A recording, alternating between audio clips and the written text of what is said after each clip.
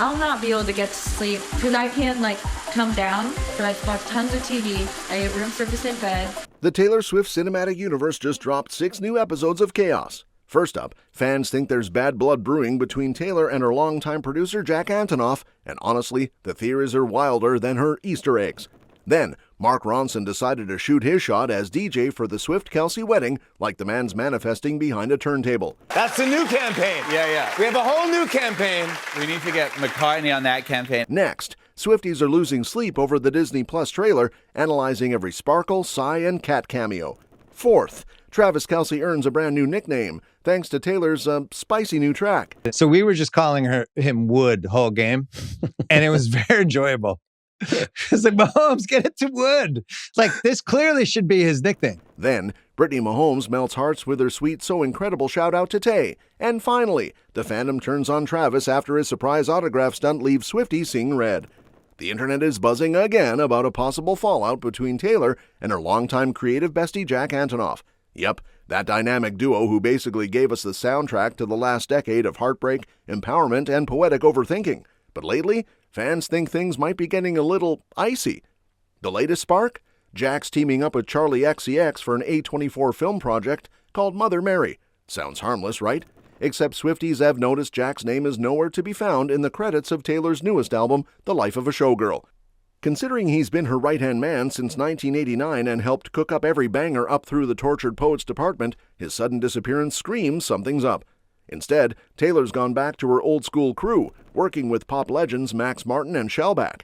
Fans online are basically turning into full-time detectives, connecting dots and reading between the lyrics like it's their day job. Some are convinced there's more than just creative differences going on, maybe even a little friendly fire. Then, Charlie XCX struts into the picture and, well, things get spicier. Her song, Sympathy is a Knife, had people whispering that it threw subtle shade at Taylor, especially since Charlie's hubby, George Daniel, is in the 1975. You know, the band led by Taylor's ex Maddie Healy. Messy doesn't even begin to cover it.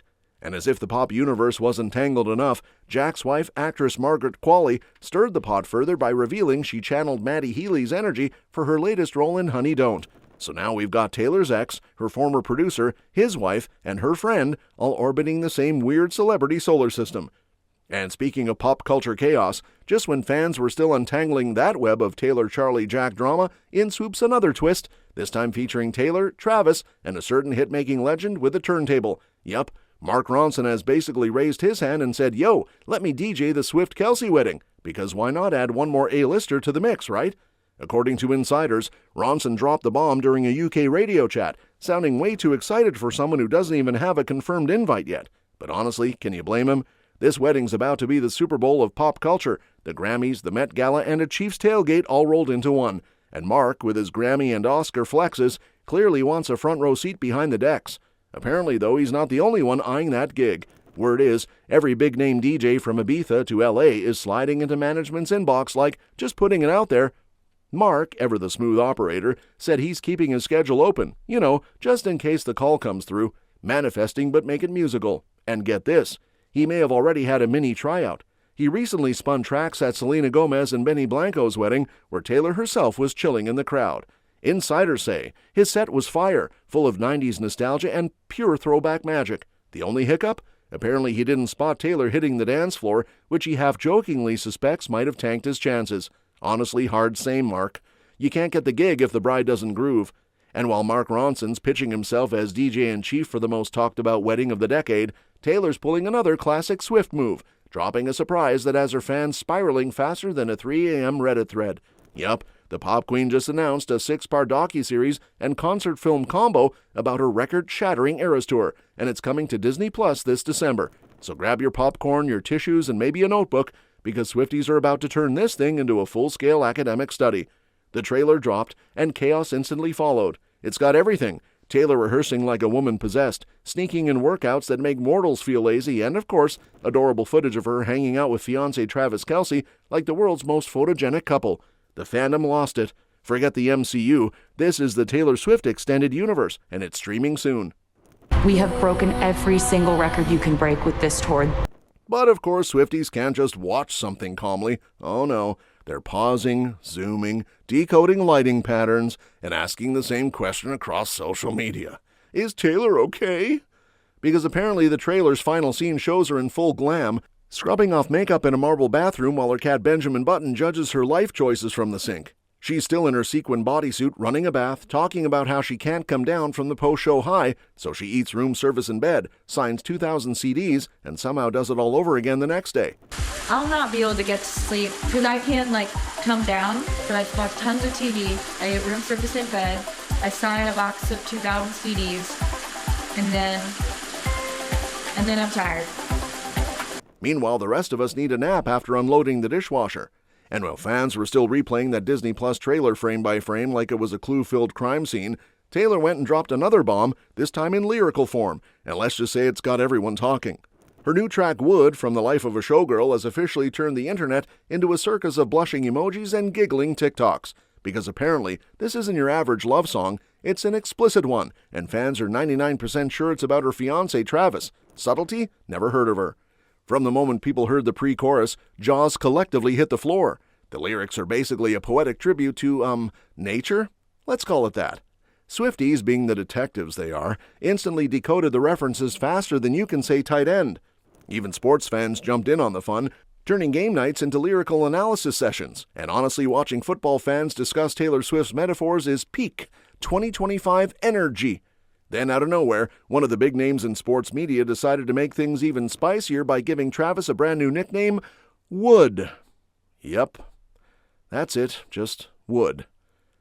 Apparently, during a live broadcast, he joked that everyone was calling Travis that all game long, and the internet collectively screamed.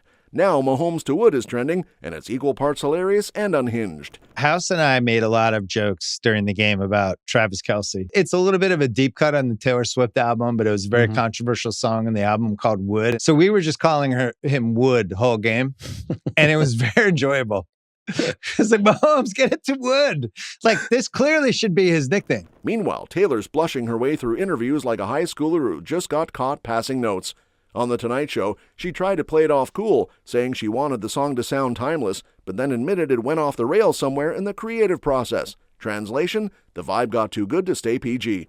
I want to do sort of like do a throwback kind of timeless sounding song, and I have this idea about I ain't got to knock on wood, and we would knock on wood, and it would be all these superstitions. And it really started out in a very innocent place. I got in there, we started vibing, and I don't know how we got here. And of course, Travis isn't hiding from it either. On his podcast with brother Jason, the two went full comedy duo, with Jason teasing him about being immortalized in a song that's, well, very specific. Do you feel cocky? Do you feel cocky about the song Wood? Well, it's not just you, though. It's an appendage. It's not just you as a... What? It's a very specific thing. Travis laughed it off, pretending to downplay it, but his grin said it all. I think you're not understanding the song. Jesus Christ, Travis, come on. No way. And while Travis is pretending he's not blushing every time Wood plays in public, his teammate's better half is making headlines of her own. And yes, it's all about Taylor again. Britney Mahomes has officially earned herself a VIP spot in the Swiftie Hall of Fame after calling Taylor's new album The Life of a Showgirl so incredible. 2 words, that's it. But those 2 words basically sent the internet into meltdown mode faster than you can say go Chiefs. Apparently Taylor sent out some showgirl survival kits. Think glitter, vinyl, handwritten notes, and the kind of personal touch that makes fans question why their own best friend only texts HBD. Britney, being part of the tight inner circle, got one of those and proudly flexed it on Instagram like it was a Super Bowl ring. Cue the collective gasps of Swifties everywhere.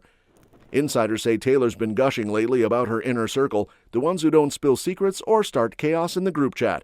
And you just know Britney's name is somewhere at the top of that no-snitch zone list.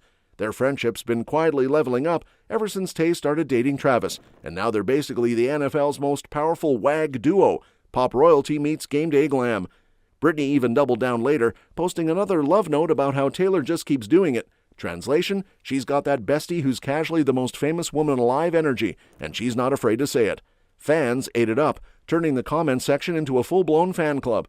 And while Britney's hyping up Taylor like she's the MVP of pop, some Swifties are suddenly ready to bench Travis Kelce. Yep, the internet has decided it's officially not trailer season after spotting the tight end's autograph where it absolutely did not belong on Taylor's album merch. Cue the collective gasp, the dramatic tweets, and the all-caps why flooding timelines everywhere. Apparently, when fans unboxed the Life of a Showgirl vinyls, they found not just Taylor's signature, but Travis's scrawled across some inserts. And that was it. That was the final straw. Swifties, already high on caffeine and conspiracy theories, went DEFCON 1. Some said it was cute at first, until they realized they didn't drop cash on Taylor and Travis, the duet nobody ordered. Others were like, "Girl, we love your man, but not on the merch."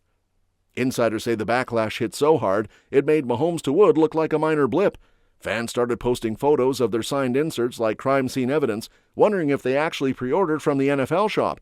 And because the internet can't resist drama, comments started flying, everything from "did he feature on the album" to "this is how the trad wife pipeline starts." Savage doesn't even cover it. It didn't help that Taylor recently mentioned turning down the Super Bowl halftime show because that's Travis's space. Cue more side-eyeing from the fandom. They're like, "so he gets the field and the CD?" One fan joked she'd return it faster than Travis runs a post route, while another said, "I support the love story, not the co-branding." Ouch. That's all for this video, folks. See you next time.